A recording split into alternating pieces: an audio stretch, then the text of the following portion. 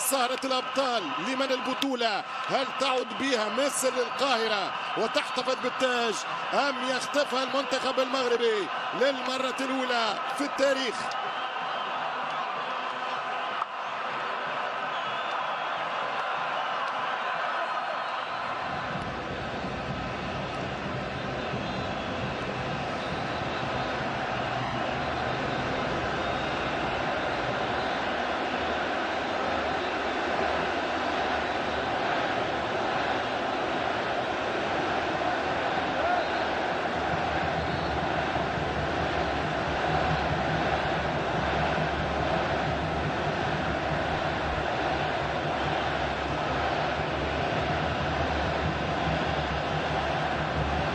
تشكيلة النهائي المنتظر والمرتقب. المنتخب المغربي يلعب بال4-2 مصرية، سرعة مرتدة للفريق المصراوي خطيرة جدا، والتألق الأول نهائية. كنا مع طريق الوصول. الآن الكرة المصرية على الصعيد الأندية في آخر السنوات المنتخب المسبوعة وضد الكوليكتيف للمنتخب المصري كما تعودنا. تلعب الكرة مغربية، يتقدم الهجوم للوصول، الكونتراتا ابراهيم عادل الكابيتان والتسديد، الجول. عالمي يا مصري، عالمي عالمي عالمي، حتى له من طنجة، مش ممكن جول عالمي للمنتخب المصري. 1-0. هو شحاتة، هو محمد شحاتة. هل هو شحاتة 17 ومحمود صابر السبعة؟ عودي الصورة، اعطيني الكرة، هات الفرجة، كرة في دورة. ولا نشاطرهم الراي انه خبرة روجيريو والمنتخب المغربي ما دخلش في الفينال. جات فرصة المغرب 2-1. 2015 3 أهداف في الفينال، نفس السكور. نيجيريا 2-1 على الجزائر. 2019 3 أهداف في القاهرة، 2 مصر 1 الكوت ديفوار. سبورتس ورقة حمراء على محمود صابر. يمشي عبد الصمد والدفاع، والكرة ترجع للمنتخب المصري. المنتخب المصري والمرتدات الآن سينظم أكثر فريق روجيريو على بآخر الأعوام. ترجع كرة بالراس كما قلت لكم، ما فما شيء في اللقطة الأخيرة. 100 عام أولى الماضي والحاضر، يرجع الوصول للتعادل، كرة خطيرة والدفاع يصد. محمود صابر في ثاني أهدافه بالبطولة، والحارس يتصدى. يواصل الحضور حمزة علاء شوية على شوف البطولة هذه على أرضه.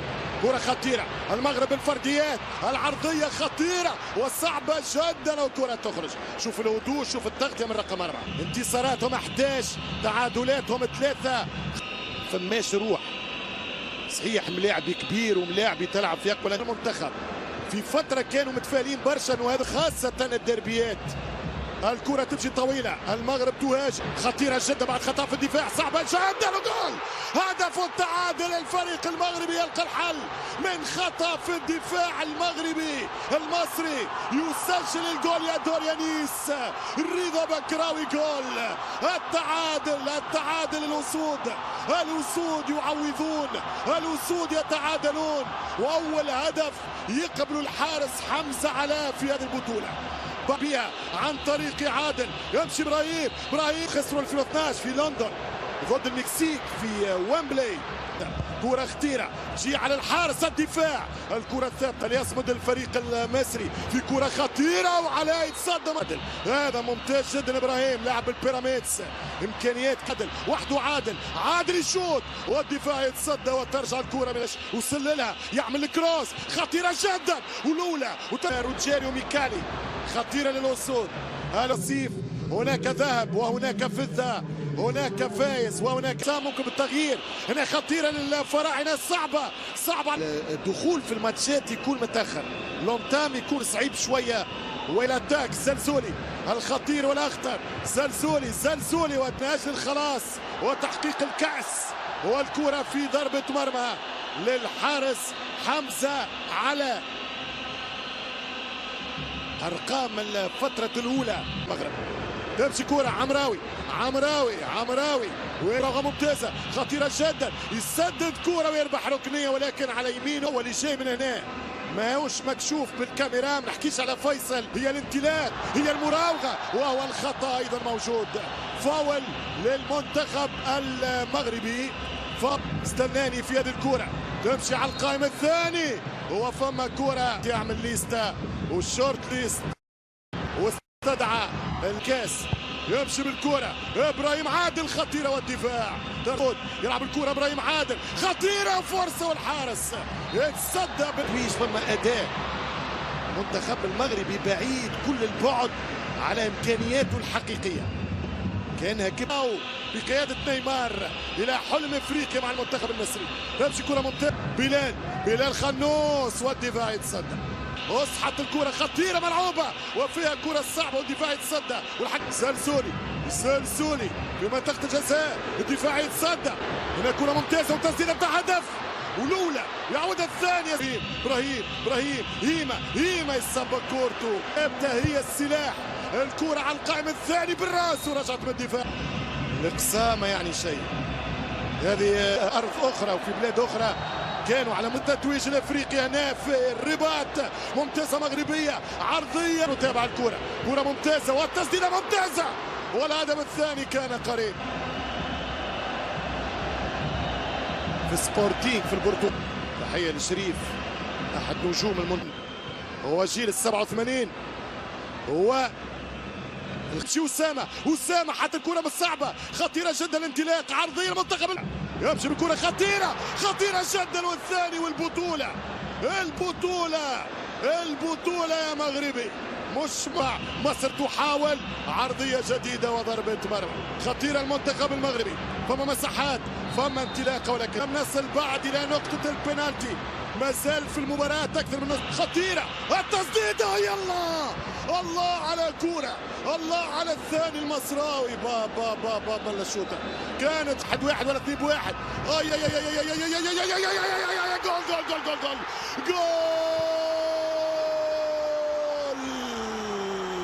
مغربي بالهدف الثاني. الكل انتظر الزلزولي ولكن جاءت القذيفة من القادمين من الخلف. المغرب تخطف البطولة في آخر رداءات الوقت الإضافي وخطأ قاتل من حمزة علاء.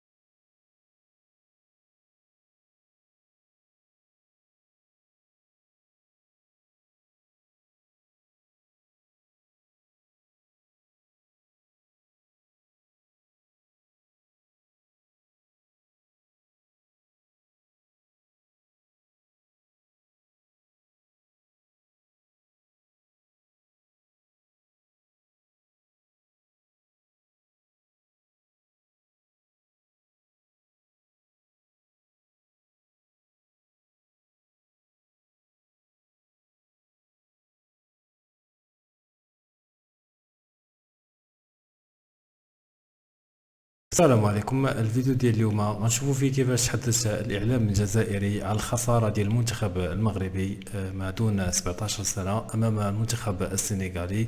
نتيجه اللي كانت صراحه صادمه بعد ما كان المنتخب متقدم بهدف وكيجيه الرد وكيفوز عليه منتخب السنغال. المنتخب المغربي ديالنا قدم عرض جيد، لكن بحكم عدم الخبرة وعدم المساواة في التحكم في مجريات المباريات. شوفوا كيفاش الإعلام الجزائري تحدث على هذه الهزيمة. صراحة ما قالوا شي حاجة اللي خارجة عن النطاق، بدون أنهم تكلموا بصراحة وبحيادية. أجي معايا نشوفوا هذا الفيديو.